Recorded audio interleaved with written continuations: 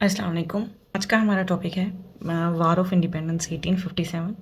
इस टॉपिक पे हमारी पहले से भी एक वीडियो मौजूद है, बट उसमें थोड़ी वॉइस का प्रॉब्लम है, तो इसलिए हम इस वीडियो को अगेन बनाएंगे थोड़े से कंटेंट को चेंज करके। तो फर्स्ट हमारे पास है, हम जो इस वीडियो में स्टडी करेंगे वो है हमारा वार ऑफ इंडिपेंडेंस 1857 का इंट्रोडक्शन।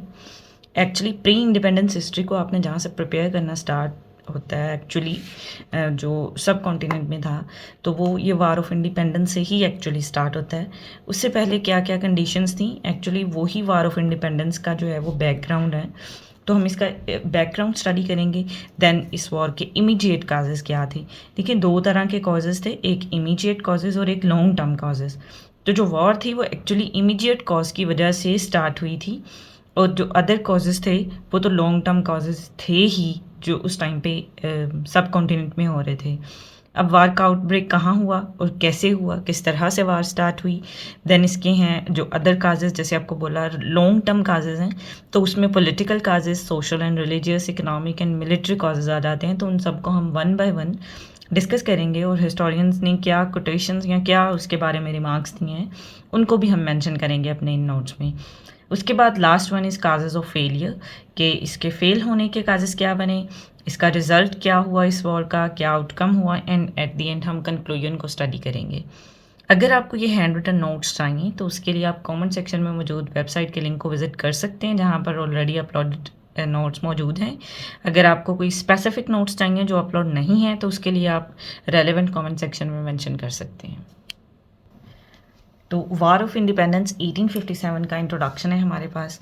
देखिए, किसी भी टॉपिक को आपको अंडरस्टैंड करना है तो उसका बैकग्राउंड अंडरस्टैंड करना बहुत ज़रूरी है। आल्दो कि आपने पेपर में हिस्ट्री नहीं लिखनी होती ज़्यादा, जो है वो कंटेंट उसका हिस्ट्री का ज़्यादा आपको मेंशन नहीं करना होता, बट किसी भी टॉपिक के करंट सिनेरियो को अंडरस्टैंड करने के लिए आपको उसकी हिस्ट्री अंडरस्टैंड होना बहुत ज़्यादा मस्ट है।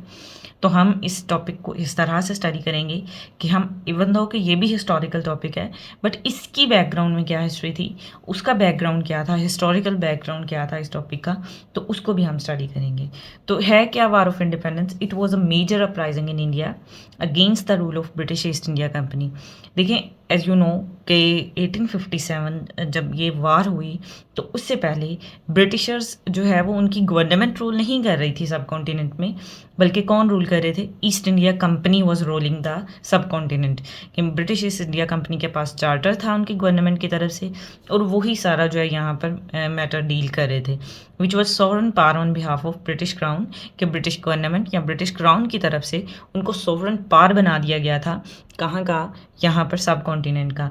तो अपराइजिंग जो है ये इसको डिफरेंट हिस्टोरियंस डिफरेंट नेम से जानते हैं, जैसे कुछ म्यूटनी बोलते हैं, इंडियन म्यूटनी जिस तरह से कहा जाता है, या फिर रिवोल्ट ऑफ 1857, या फिर अपराइजिंग, कुछ भी बोला जा सकता है। तो ये जो अपराइजिंग है ये कब स्टार्ट हुई थी? मई 10 1857 को।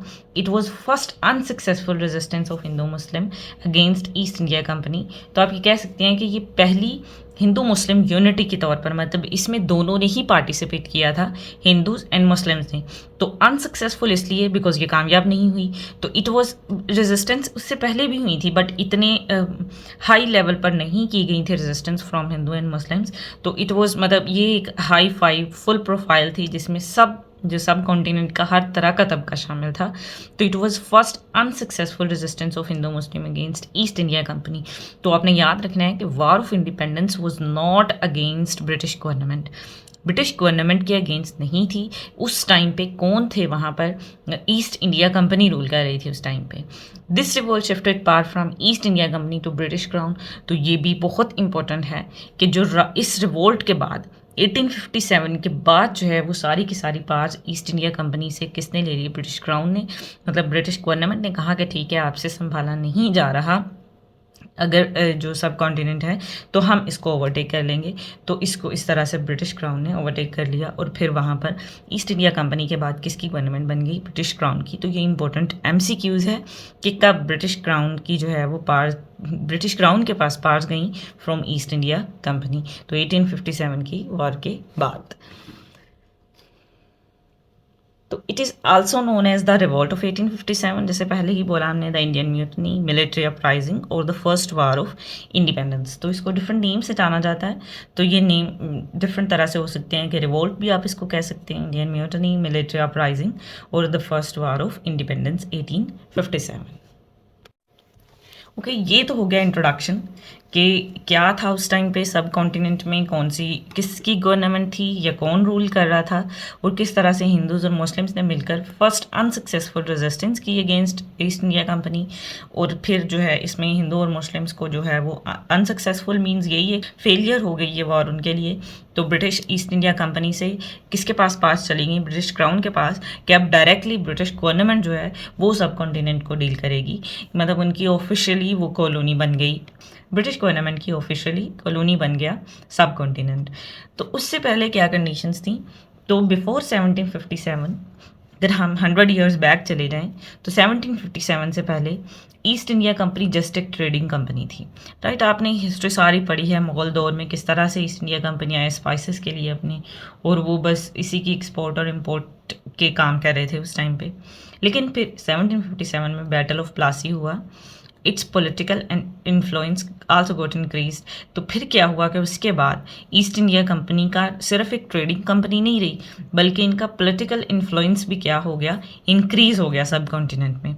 मींस ये पॉलिटिकली दरबारों में पार्टिसिपेट करने लगे, जो मुग़ल बादशाह के दरबार थे उसमें इनकी पार बढ़ने लगी, और इनके जो है वो डिसीजंस को इम्पोर्टेंस दी जाने लगी फ्रॉम मुग़ल बादशाह, आप ये कह सकते हैं। तो it was after battle of Plassey 1757 के बाद इनका पॉलिटिकल इन्फ्लुएंस इंक्रीज हुआ, उससे पहले they were just a trading company.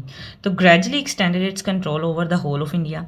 आहिस्ता आहिस्ता उनको जब उनको थोड़ी सी स्पेस मिली तो बाकी की स्पेस उन्होंने खुद बनानी शुरू कर दी, ब्रिटिशर्स ने, ब्रिटिश ईस्ट इंडिया कंपनी ने, और उन्होंने पूरे इंडिया पर अपना पॉलिटिकली कंट्रोल करना शुरू कर दिया, राइट। अब पॉलिटिकल कंट्रोल तो था ही ब्रिटिश ईस्ट इंडिया कंपनी के पास, तो अब उनके पास, अब जिसके पास भी पावर आ जाती है एब्सोल्युटली, अब पॉलिसीज़ और एडमिनिस्ट्रेशन में एब्सोल्युटली वो इन्वॉल्व हो गए। तो क्या हुआ, over time their discriminatory policies, economic exploitations and administrative innovations harmed the rulers of state, suppose zamindars, traders, craftsman and peasants etcetera. मतलब जितने भी वहाँ पर किसान वगैरह थे, ज़मींदार्स थे, जितने भी ट्रेडर्स थे, जब इनकी एडमिनिस्ट्रेटिव पॉलिसीज़ जो बरतानिया में जो यूज़ करते थे, वही पॉलिसीज़ जब उन्होंने यहाँ पर यूज़ करनी शुरू की, और साथ में डिस्क्रिमिनेशन, मतलब अपने आप को हाई लेवल का समझते थे, और सब कॉन्टिनेंट के लोगों को, वहाँ के चाहे वो हिंदूज थे, मुस्लिम्स थे, या किसी भी कम्युनिटी से उनका ताल्लुक था, उनके साथ डिस्क्रिमिनेटरी पॉलिसीज़ और उनकी इकोनॉमिक एक्सप्लॉयटेशन करना शुरू कर दी उन्होंने।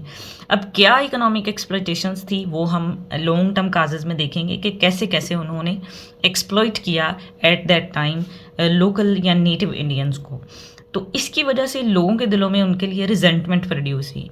फ्राम 1757 टू 1857 ये पूरा 100 ईयर्स था उनकी डिस्क्रिमिनेटरी पॉलिसीज़ का, कि उनकी पॉलिटिकल पावर इतनी इंक्रीज़ हो गई ईस्ट इंडिया कंपनी की कि बहुत ज़्यादा जो है वो इन्वॉल्व हो चुके थे पॉलिटिकल जो डिसीजंस थे उनमें सब कॉन्टिनेंट में। तो ऑल दी सिविल रिबेलियंस, जितनी भी अपराइजिंग्स हुई, रिलीजन, पॉलिटिकल वायलेंस हुए, peasants ने अपराइजिंग की, were controlled and suppressed by British East India company. तो 17 जैसे पहले ही हमने कहा कि वो हाई लेवल पर फर्स्ट अनसक्सेसफुल रेजिस्टेंस थी हिंदू मुस्लिम्स की मिल के अगेंस्ट ब्रिटिशर्स, बट उससे पहले भी छोटी छोटी अपराइजिंग्स होती रहीं, लेकिन उनको वो ईजीली कंट्रोल करते रहे ब्रिटिश ईस्ट इंडिया कंपनी, ठीक। उसके बाद 1857 में एक अपराइजिंग हुई जिसको ये वार ऑफ इंडिपेंडेंस कहा जाता है, और इसमें हर तरह के all common man participated in it. मतलब वही अपराइजिंग्स जो पहले ऐसे होती थी कि कभी किसी रिलीजियस पार्टी ने जैसे कर दी अपराइजिंग, या जस्ट पीजेंट्स ने कर दी, एक ही कम्युनिटी, मतलब एक जो पूरा सब कॉन्टिनेंट था, तो एक कम्युनिटी आप कह सकते हैं, या एक तबके से या एक स्पेसिफिक प्रोफेशन से ताल्लुक़ रखने वाले लोग पहले उनके अगेंस्ट अपराइजिंग करते थे। बट इसमें ये जो वार ऑफ इंडिपेंडेंस थी 1857 की, इसमें हर कोई इन्वॉल्व था, चाहे वो जो आर्मी के लोग हों, मिलिट्री के नेटिव लोग हों, पेजेंट्स हों, किसान जो भी थे, या फिर और भी रिलीजियस पॉलिटिकल लोग थे सारे के सारे। उसके अलावा जो लीडरशिप थी उस टाइम पे हिंदूज़ और मुस्लिम्स की, वो सब ही इन्वॉल्व हो गए सरप्राइजिंग में।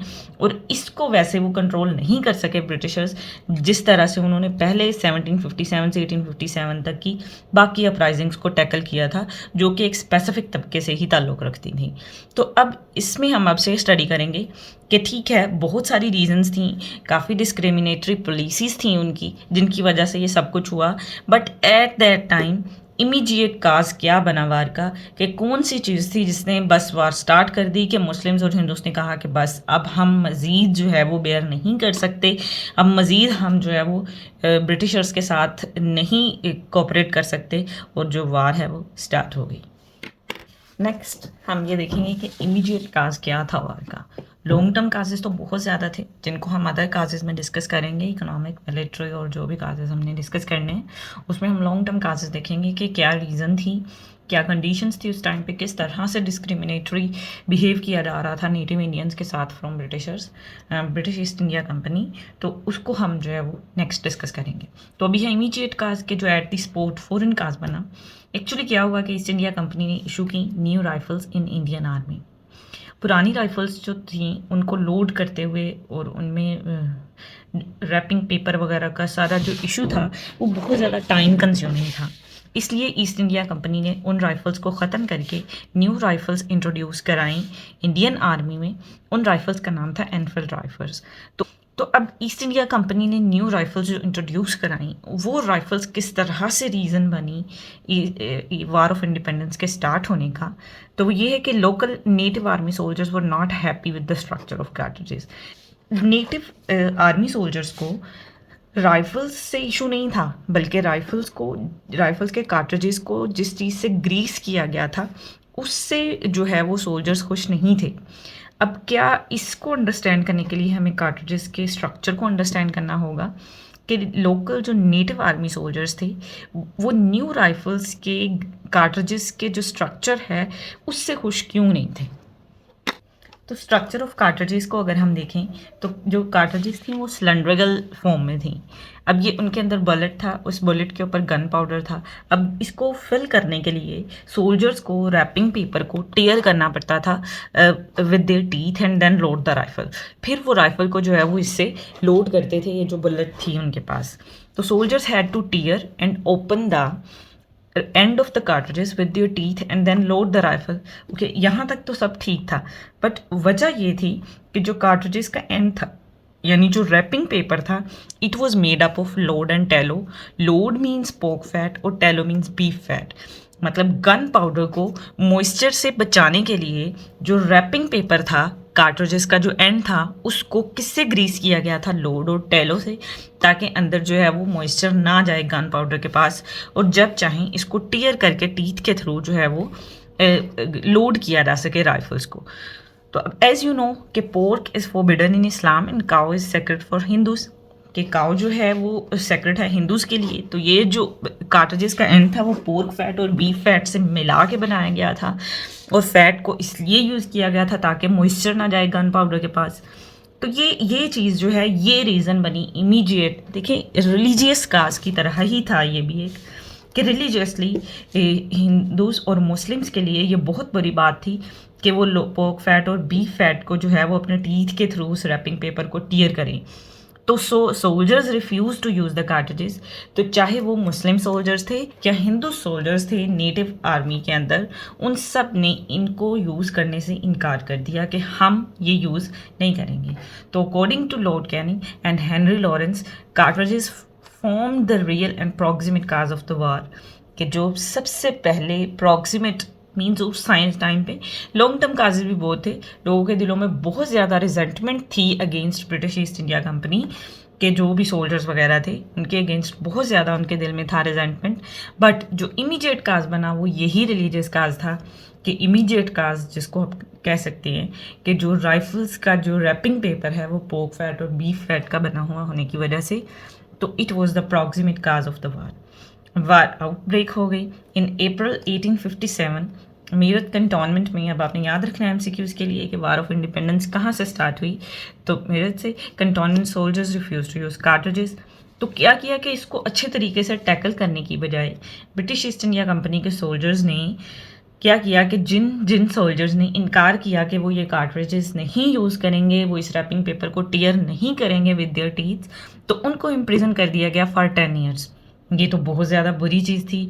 ये फेलो सोल्जर्स जो है वो इन्फ्रिगेटेड हो गए इस चीज़ पर, and they broke into the prison and freed them. उन्होंने क्या किया कि प्रिजन जो है वो आप कह सकते हैं कि उसको आज़ाद करवा दिया उनको। वो सारे के सारे सोल्जर्स, ऑलमोस्ट 100 की तादाद में वो सोल्जर्स थे जिन्होंने इनकार किया था कार्ट्रिजेस को यूज़ करने से, तो उनको आज़ाद करवाया। Meerut was sacked and British officers were put to death. और उन्होंने बहुत ज़्यादा जो है वो आज़ाद होकर प्रिजन से ऐलान कर दिया कि बस अब हमने वार ऑफ इंडिपेंडेंस स्टार्ट कर दी है, और कितने सारे ब्रिटिश ऑफिसर्स को भी कत्ल कर दिया।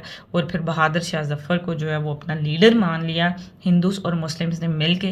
और फिर उसके बाद जो वार ऑफ इंडिपेंडेंस है वो इसी कंटोनमेंट से, जो सोल्जर्स का कंटोनमेंट है, एक्चुअली मिलिट्री से जो है वो वार जो है वो ब्रेक हो गई, और फिर उसके बाद काफ़ी देर तक चलती रही। ओके, आफ्टर 14 मंथ्स वार स्टार्ट होने के ऑलमोस्ट 14 मंथ्स के बाद जो है ये अपराइजिंग ख़त्म हो गई। इस पर काबू पा लिया ब्रिटिशर ईस्ट इंडिया कंपनी के जो सोल्जर्स थे उन्होंने, विद द हेल्प ऑफ 6 और अदर लॉयलिस्ट। काफ़ी सारे लोगों ने जो है वो धोखा गिर दिया विद हिंदूज एंड मुस्लिम्स। तो फिर जो है वो जीत के, मतलब उन्होंने अपने काबू पा लिया इस सारी अपराइजिंग के ऊपर।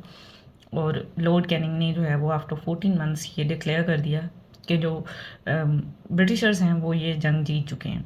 तो अब इसके फेलियर क्या थे, अब ये क्यों वार जो है ये फेल हुई for Muslims and Hindus. First तो है इसकी काफ़ी सारे रीजन हैं इसके। ऑर्गेनाइजेशन पुअर थी, इकोनॉमिक कंडीशंस नहीं थी, एक्टिव लीडरशिप नहीं थी, और यूनिटी नहीं थी मुस्लिम्स और हिंदूज में। तो poor organisation was the first reason. Britishers expert, अब देखिए वार के बाद जो है वो डिफरेंट हिस्टोरियंस जो हैं वो डिफरेंट तरह से अपने व्यूज़ देते हैं उस पर। तो इसी तरह से मैलिसन और विल्सन, उन्होंने ये एक्नॉलेज किया that if the war had started on schedule, जो वार है उसका ना शेड्यूल कोई और था, उसको स्टार्ट होना था, बट जो है ये पोर्क फैट और ये जो मंगल पांडे के थ्रू जो भी कुछ हुआ उस टाइम पे कंटोनमेंट के अंदर, तो वार जो है ना अपने टाइम से जल्दी स्टार्ट होगी। तो company would have fail to overcome it, कि अगर वो ऑर्गेनाइजेशंस के थ्रू कंप्लीट एक पैटर्न के थ्रू अगर मुस्लिम्स और हिंदूज मिल के ये वार स्टार्ट करते, तो कंपनी जो है वो would have fail to overcome it, वो इसको ओवरकम ना कर पाती। दूसरी रीज़न थी इकोनॉमिक कंडीशंस। जैसे हमने पहले ही देखा कि काजिस के अंदर के जो इकोनॉमिकली जो है वो बहुत ज़्यादा एक्सप्लॉइट हो चुके थे, चाहे वो लोकल मुस्लिम्स हों, चाहे वो ट्रेडर्स हों, चाहे वो मतलब हाई अपर क्लास जो है वो नेटिव इंडियंस की, वो भी इकोनॉमिकली उनके रिसोर्सेज भी लिमिटेड हो चुके थे। तो economically British East India company से जो है वो बहुत ज़्यादा लॉयल थे, तो इसलिए अब वो कंडीशंस नहीं थी, वो चीज़ें नहीं थी उनके पास जिस तरह से उनके पास थी, ब्रिटिशर्स के पास थी। तो ये भी एक रीज़न था वार के फेल होने का।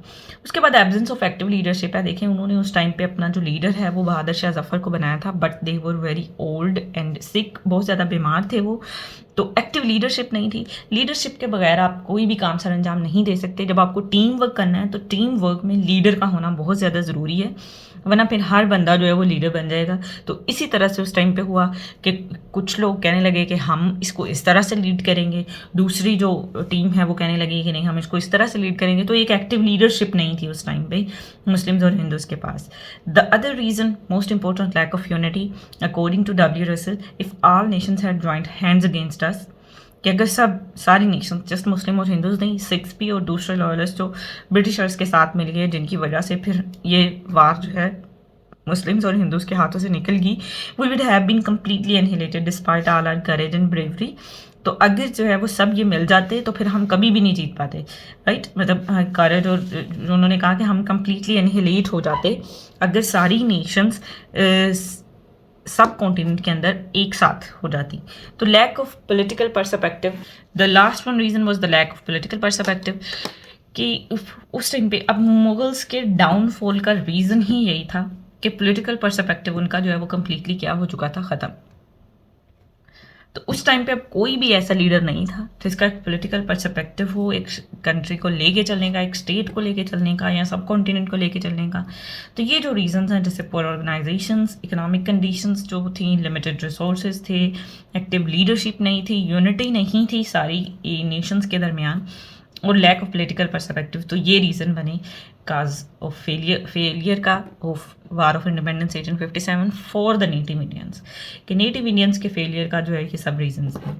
उसके बाद रिजल्ट क्या हुआ? And of the company rule, जैसे पहले ही हमने स्टडी किया। अब आप ये देख सकते हैं, ये MCQs है कि ब्रिटिश क्राउन की जो गवर्नमेंट है एक्चुअली कब स्टार्ट हुई। तो after 1857 direct rule of British crown start हो गया, एडमिनिस्ट्रेटिव चेंजेस हुई, गवर्नर जनरल की जो सीट है वो किस में कन्वर्ट होगी? वॉइसरॉय में।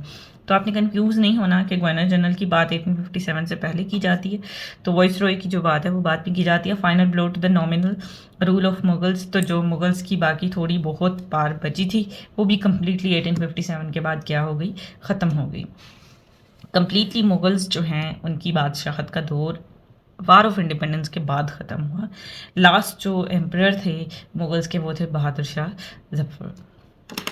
Last one is conclusion. तो war of independence cost a lot many factors, the chief one being increasing the power of East India company. उसके बाद जो कंडीशन है हिंदूज की, मुस्लिम्स की आप कह सकते हैं, वहाँ पर मौजूद जितनी भी कम्युनिटीज़ हैं उनकी बहुत ज़्यादा डिटेरियोरेट होगी। अब कम्प्लीटली हर चीज़ पर पॉलिटिकली, एडमिनिस्ट्रेटिवली, हर तरह से किसकी पार थी? ब्रिटिशर्स की।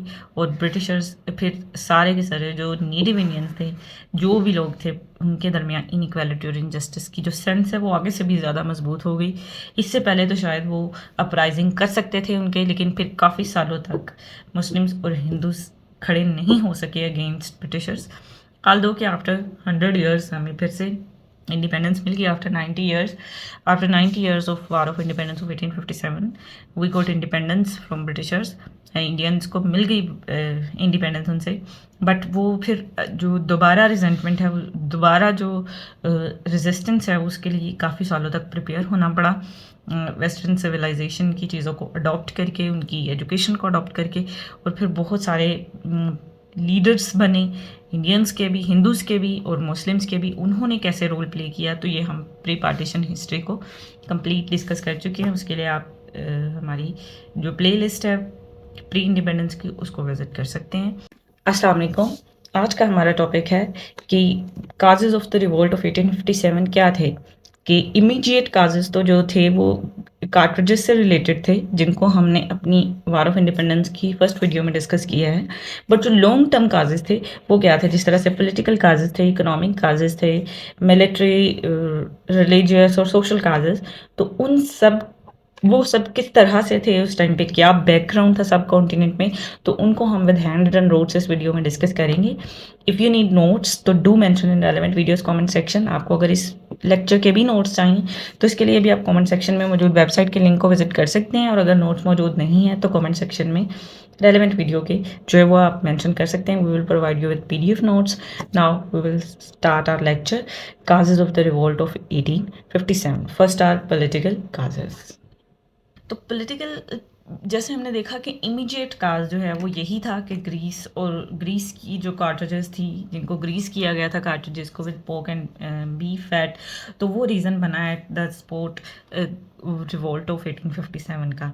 बट जो कुछ लॉन्ग टर्म काजेस थे जिनमें पॉलिटिकल काजेस, इकोनॉमिक, मिलिट्री और रिलीजियस और सोशल काजेस आ जाते हैं, तो उनको भी हम वन बाय वन डिस्कस करेंगे। देखिए, पॉलिटिकल काज में फर्स्ट था ब्रिटिश पॉलिसी ऑफ एक्सपेंशन।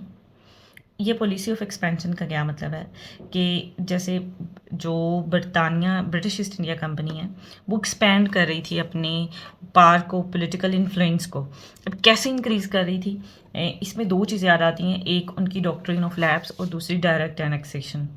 देखिए, डॉक्ट्रिन ऑफ लैप्स मीन्स ये था कि ये एक पॉलिसी थी जिसको इंट्रोड्यूस कराया था ब्रिटिशर्स ने, कि जो भी हिंदू रूलर है, अगर उसका कोई नेचुरल जो है वो बाय बर्थ उसका नेक्स्ट सक्सेसर नहीं है, मतलब उसने अडॉप्ट किया, जैसे रानी लक्ष्मीबाई थी, उनका अडॉप्टेड सन था, तो उन्होंने कहा कि अगर किसी का कोई अडॉप्टेड सन है और नेचुरल जो है वो सक्सेसर नहीं है, तो इस तरह की जो स्टेट होगी वो नेक्स्ट अडॉप्टेड सन के पास नहीं जाएगी, अडॉप्टेड सन उसको रूल नहीं कर सकता, बल्कि वो जो स्टेट है वो किसके पास आ जाएगी, डायरेक्ट किसके अंडर आ जाएगी, ब्रिटिशर्स के अंडर, राइट।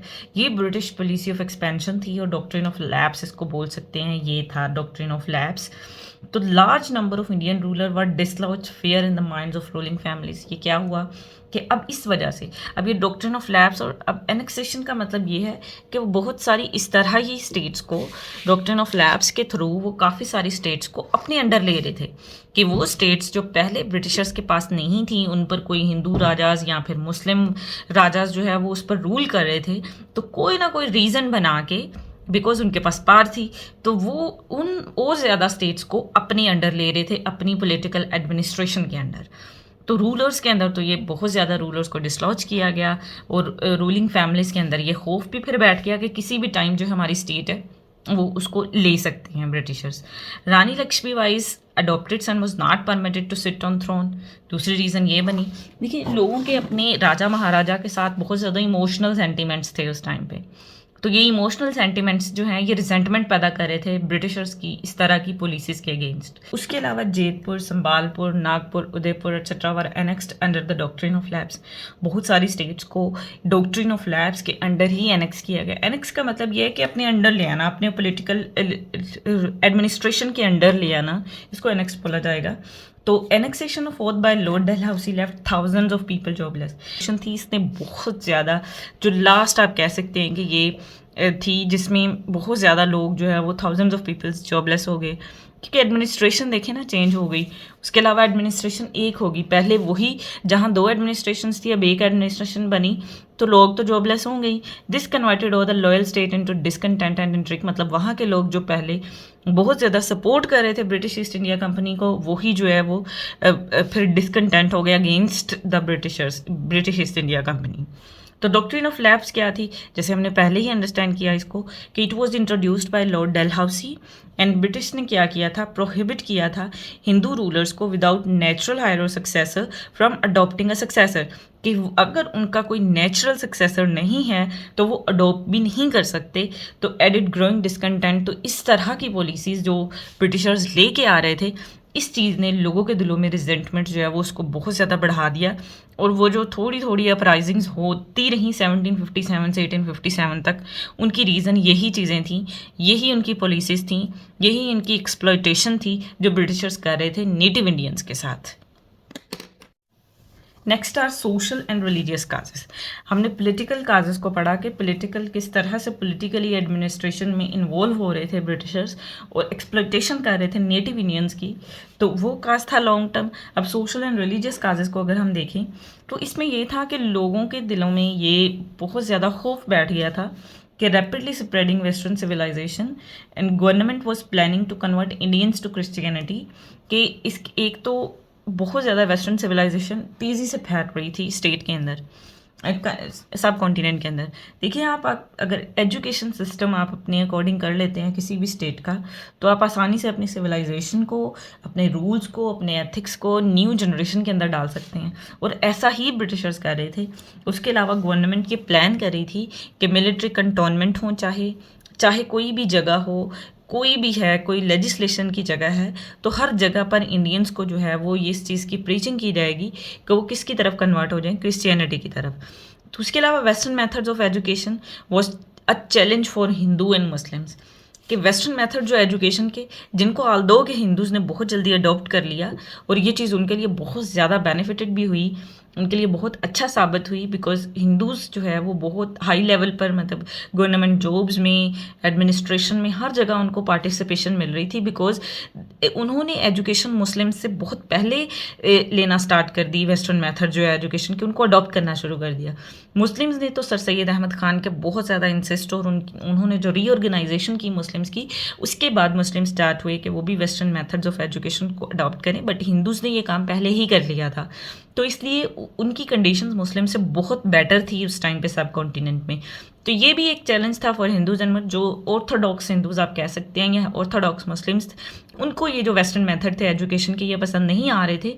उसके अलावा रिलीजियस अटैक्स बहुत ज़्यादा हो रहे थे। जो इमीडिएट काज है वार का, वो भी एक रिलीजियस काज ही था, कि पोर्क फैट और बीफ फैट से बने हुए कार्ट्रिजेस को टीथ से टेयर करना था। तो ये भी एक रिलीजियस काज ही था वार ऑफ इंडिपेंडेंस के स्टार्ट होने का।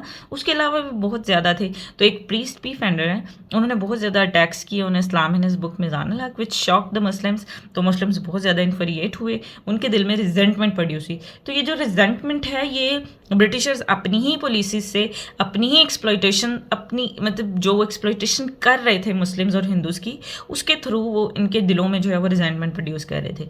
उसके अलावा सती वगैरह ये बहुत ज़्यादा उनकी एक कस्टम था हिंदूज़ का, उसकी एबॉलिशन की। उसके अलावा विडो री मैरिजेस को लीगलाइज किया। तो ये जो है ना, ये सोशल स्ट्रक्चर को एक थ्रेट था उस टाइम पे सब कॉन्टिनेंट में for Hindus as well as Muslims. तो दोनों के लिए जो है वो ये थ्रेट बन रहे थे उस टाइम पे, क्रिश्चियंस स्पेशली उन ऑर्थोडॉक्स हिंदूज़ और मुस्लिम्स के लिए, बिकॉज वो बहुत ज़्यादा रिलीजियस थे।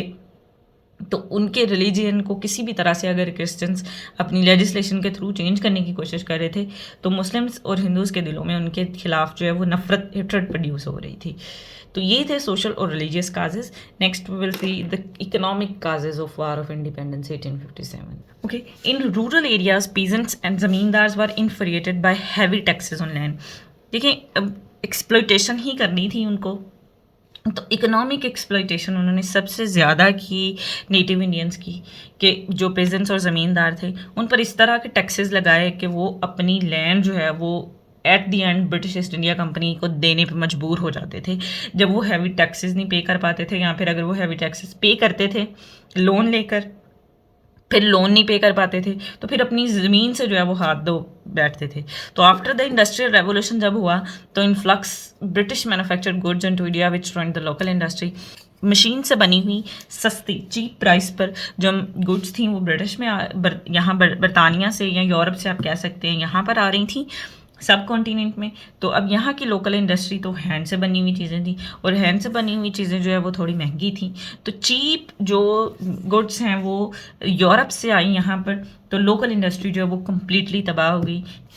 उसके अलावा इलीगल प्राइवेट ट्रेड और टैक्सेशन का जो सिस्टम है वो भी बहुत ज़्यादा एक्सप्लॉइट करने वाला था नेटिव इंडियंस को।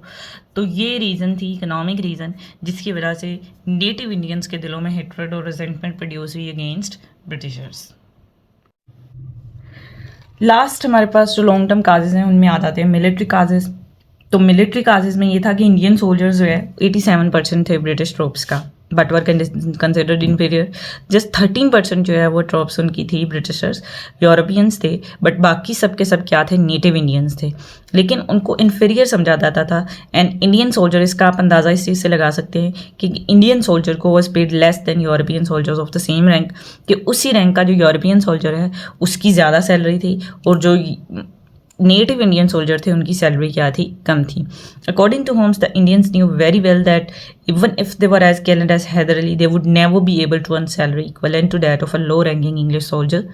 कि इंग्लिश सोल्जर, लो रैंक का जो सोल्जर है, तो उसके जितनी भी सैलरी नहीं दी जाएगी। तो ये इस कोटेशन को आप ऐड कर सकते हैं अपनी आंसर राइटिंग में, कि इतना, ये होम्स वॉज अ हिस्टोरियन, तो उसने ये लिखा है कि वो जानते थे इंडियंस के उनको उस तरह से ट्रीट नहीं किया जाएगा जिस तरह से इंग्लिश या फिर यूरोपियन सोल्जर्स को ट्रीट किया जाता है इन कंटोनमेंट्स ऑफ नेटिव। सब में भी रिलीजियस काजेज ही आ जाते हैं कि क्रिश्चियनिटी की प्रीचिंग की जा रही थी मिलिट्री कंटोनमेंट्स में and barracks. Lieutenant Wheeler used to distribute religious tracts among the soldiers and openly address them, कि वो क्या करते थे कि वो रिलीजियस ट्रैक्स जो है उनको क्या करने के लिए, जैसे पम्फल्स आप कह सकते हैं जिसमें क्रिश्चियनिटी के बारे में लिखा है, तो उससे इंट्रोड्यूस कराते थे ज़बरदस्ती मिलिट्री मैंस को। वो नेटिव इंडियंस थे और उनको इस चीज़ पे एड्रेस करते थे कि वो क्या करें, रिलीजन जो है वो उसको चेंज कर लें।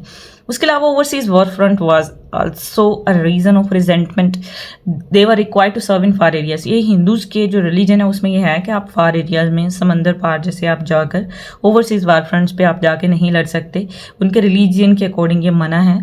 तो लॉर्ड कैनिंग ने इशू किया था जनरल सर्विसेज एनलिस्टमेंट एक्ट, जिसमें ये रिक्वायर किया गया था कि कोई भी जो मिलिट्री मैन है वो इस चीज़ का पाबंद है कि जहाँ पर भी उसको ब्रिटिशर्स भेजें वो वहाँ जाके जो है वो अपनी ड्यूटी सर अंजाम देगा ओवरसीज वार फ्रंट्स पर।